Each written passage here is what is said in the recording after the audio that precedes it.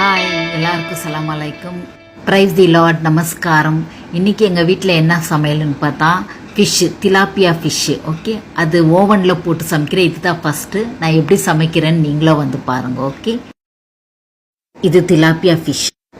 வெங்காயம், கொத்தமல்லி, சோயக்கீரை இது எல்லாமே கட் பண்ணிட்டு, தென் எல்லாம் கட் பண்ணிவிட்டு மஞ்சள் பொடி, தனியா பொடி, சால்ட்டு இது எல்லாமே போட்டு மிக்ஸ் பண்ணிடுறேன். ஃபிஷ்ஷை வாஷ் பண்ணிவிட்டு அது எல்லா ஐட்டம்ஸ் மிக்ஸ் பண்ணதெல்லாம் ஃபிஷ்ஷுல ஃபில் பண்ணிடுறேங்க நான்.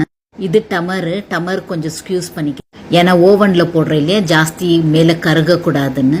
கொத்தமல்லி எல்லாமே ஃபிஷ்ஷுல ஃபில் பண்ணிடுறேன். ஃபில் பண்ணிவிட்டு மேலே வந்து பாராத்தலை போட்டுட்டு அப்புறமா டமர்து ஃபில் பண்ணிடுறேன். ஃபில் பண்ணிவிட்டு ஓவனில் போடுறதுக்காக கஸ்தீர் ஒன்று போடுறேன்.